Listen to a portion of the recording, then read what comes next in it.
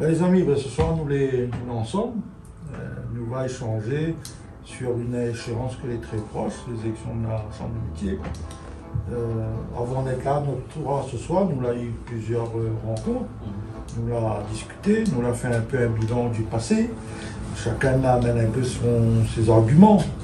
Mais aujourd'hui, là, nous rentrons dans une période où il faut vraiment être dans un esprit constructif, donc un échange. Ce soir, on m'y propose aux autres, chacun donne un peu son sentiment, son ressenti sur ces prochaines élections-là, comment ils ressentent, quel est le ressenti du terrain, allons échanger un peu là-dessus. Non, mais tout à fait, non, mais il fait plaisir, tu vois. Bon, depuis le temps, Nicolas et à nous, tout le travail on a un peu commencé à faire avec. Bon, nous l'a pas fini, mais on a tellement de choses pour finir, pour faire, donc il ne finira pas du jour au lendemain. Puisque l'important aujourd'hui, c'est qu'on y amène notre expérience à la Chambre des métiers, d'accord, puisque il ne sait pas parler des autres ce que ça n'a pas fait, il nous sait parler de nous ce que nous ça a fait. Bon, aujourd'hui, notre expérience, c'est de mettre en avant, on y voit bien la souffrance des artisans. Aujourd'hui, tout ce qui se passe, hein, sur toutes les petites entreprises, quoi. Donc il faut y faire l'affaire, quoi. Nous n'avons pas un droit de dire ni ça regarder, ni les spectateurs, quoi. Il faut y participer, quoi. Aujourd'hui, nous le retrouvons à nous, par l'expérience qu'on a eue en 2005. Donc aujourd'hui, nous retrouvons à nous de nouveau. Donc les artisans y attendent. Ils pensent que nous avons commencé à travailler en 2005, n'a pas fini. Aujourd'hui, une nouvelle échéance arrive. Malgré toutes les attentes des artisans sur le terrain, il faut remonter à nos informations, les difficultés que je rencontre tous les jours. Les gens ils disent il faut un changement. Ce changement, ils pensent que nous trois organisations professionnelles, nous peut apporter ce changement, ce que les artisans demandent.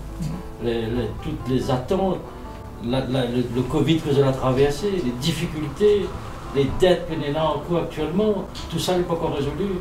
Donc nous pensons que notre équipe aujourd'hui est mieux placée pour prendre en charge ce dossier-là. Jean-François, vous allez d'accord avec moi qu'aujourd'hui, par rapport à la situation dans laquelle les artisans y retrouvent aux autres, en tout cas tout le monde économique en général, qu'il faut vraiment la Chambre des métiers, un président, une équipe d'élus qui soit totalement 100%. Disponible. Nous ne peut pas dire que nous reconduit une équipe que est présidée par une personne qui en a plusieurs mandats.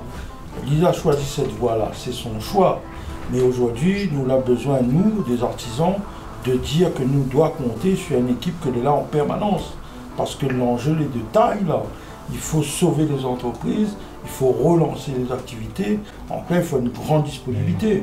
D'accord avec vous, mais aujourd'hui, le constat est là. Vous n'êtes pas tout seul à avoir ce constat-là. Nous l'avons bien vu aujourd'hui. Il a servi la Chambre de métier pour partir faire d'autres élections ailleurs. Aujourd'hui, il ne peut pas être à temps plein dedans. Et aujourd'hui, qu'on rencontre à lui pour dire quelque chose, en gros, il n'écoute pas. D'accord? Il n'écoute pas. Moi, là, pendant longtemps, je la rencontre à lui et pour un problème, un sujet qui concerne vraiment toutes les entreprises, notre retraite. Et là aujourd'hui, il dit à moi, on était à peu près 30 entreprises dans son bureau. Il dit à moi aujourd'hui, ce problème là, Jean-François, le problème c'est pas mon problème. Il dit, président, c'est le problème RSI, c'est retraite, c'est notre assurance quoi. Mais comment on peut dire l'affaire comme ça? Il me répète à votre problème, c'est pas mon problème. Tu comprends? Donc aujourd'hui, avec l'expérience qu'on a, nous sommes obligés de venir. Sinon là, demain matin, il risque d'être accusé même quoi. Moi le constat comme il prend un exemple simple. En tant qu'organisation professionnelle, il demande à lui une salle pour faire une réunion d'information pour les taxis transporteurs, pour une formation de transport. Il dit moi non, il ne peut pas donner dans la salle. Mais il ne peut pas faire. Il dit viens écouter, ça n'a rien à dire, ça n'a pas caché quoi que ce soit. Viens écouter l'information que nous allons transmettre aux artisans. Là, les artisans ont besoin d'être évolués aujourd'hui. Il a besoin des diplômes, il a besoin de formation, tout dans le numérique, dans toutes sortes de domaines, il a besoin aujourd'hui. Non, il a refusé la salle. Là aujourd'hui, il me dit en tant que président de la Chambre des métiers, vous ne pouvez pas faire un truc pareil. C'est impossible. L'artisan a besoin d'écouteurs. On ne peut pas empêcher un artisan, il y a la Chambre des métiers, mais c'est sa case ça. D'accord? C'est la maison de l'artisan. Le premier rôle de la Chambre des métiers, c'est accompagner à nous, accompagner les artisans. On ne peut pas dire qu'aujourd'hui, parce qu'on a une position là et l'autre, on n'est pas trop d'accord avec lui. Non, aujourd'hui, il doit écouter tout le monde, sans exception. C'est ce que nous dit, nous niveau ouvre la Chambre des métiers aux artisans. Mais justement, dans le cadre depuis l'année dernière, mars 2020, nous avons connu des restrictions dues à la crise sanitaire. On ne peut pas dire Donc, m'y fait mon constat, Jean-François aussi peut faire, nous cause avec les artisans dans notre vie de tous les jours, nous rencontrons ça, il y en a beaucoup, il dit que ça, la chambre de métier l'a fait pendant cette période extrêmement difficile. Là aussi, là, il y a un problème. Les artisans, là, a été livrés eux-mêmes. La chambre n'a pas été à l'autre côté. Et ce que les regrettables là-dedans, aujourd'hui, ils portent un bilan à mon sens, négatif. Et mis ça même plus loin, on a d'autres candidats, là, on a 3 autres candidats, notamment il y a un vice-président que la positionne aller contre alors qu'il était dans la majorité. Non mais il est toujours d'ailleurs, il n'y a pas démissionné. Il porte lui-même ce mauvais bilan-là. Donc, nous peut interroger à nous aussi, avant les élections régionales, parce qu'il faut nous dire ça aussi, aujourd'hui une chambre de métier, elle a besoin du conseil régional, parce que c'est le conseil régional qui finance en grande partie le fonctionnement de la chambre de métier. Donc il était dans l'ancienne majorité, il avait la position. Aujourd'hui, nous peut témoigner, Jean-François, nous l'a vu les budgets, nous l'a vu les budgets d'orientation, etc. Au lieu que les budgets augmentent, les budgets régressent. Donc on peut se poser la question qu'on y a fait tout ce temps-là aussi au conseil régional. Et c'est pas aujourd'hui, quand on est dans l'opposition, que ça fait mieux. Il faut que les artisans, ils voient ça. Moi, aujourd'hui, il n'y a pas de travail assez pour les artisans. Il a travaillé pour avoir d'autres mandats ailleurs. Ça, pour les artisans, ils connaissent que ça, il a fait. Pendant 10 ans, il a travaillé pour avoir d'autres mandats, d'autres représentations ailleurs, pour faire un petit pactole en fin du mois. C'est ça. Moi, le côté artisan, il n'a pas occupé assez. Jean-François, Hugues, là, nous l'a dit que ça, il ne va pas. Eh bien, on doit faire un bilan. À un moment donné, il faut faire un bilan de quel a été le rôle de la chambre de métier. Mais ce que les artisans ont besoin d'entendre, c'est que ça nous a fait. Et quoi nous ça propose aux autres. C'est ça le plus important. Alors nous l'avons travaillé ensemble, nous l'avons établi un programme. Eh bien, nous l'a dit, allons sur 3 axes. Allons faire des propositions qui correspondent aux besoins des artisans. Mais surtout, par rapport à ces 3 axes-là, nous l'a dit qu'il faut nous les plus près des artisans.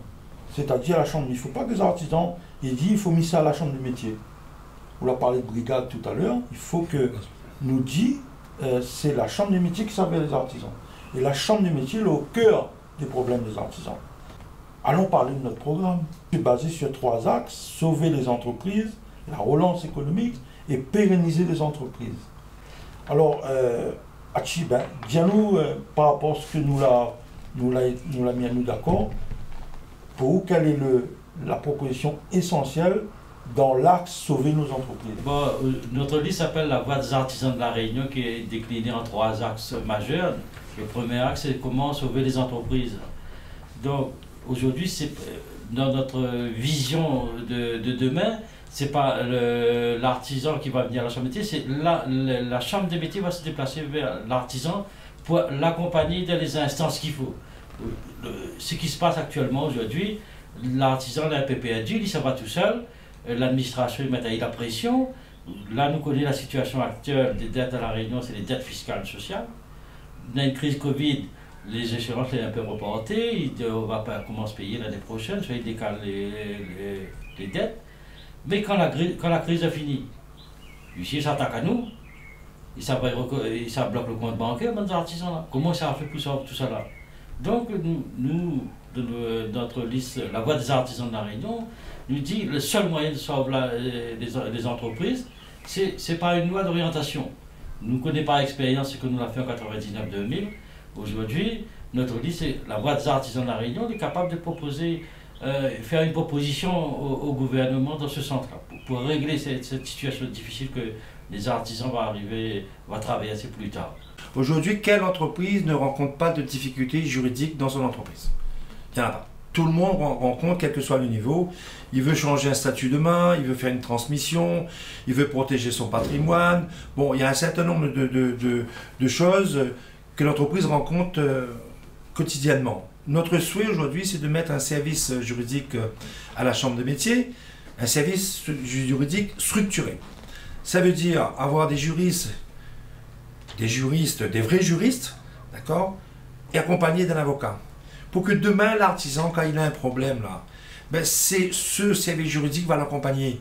ce sera même pas lui, on a dit, là on vient pour ouvrir la chambre des métiers aux artisans. Donc ce sera le service juridique qui viendra vers l'artisan. Il est important aujourd'hui, puisque c'est vrai qu'on est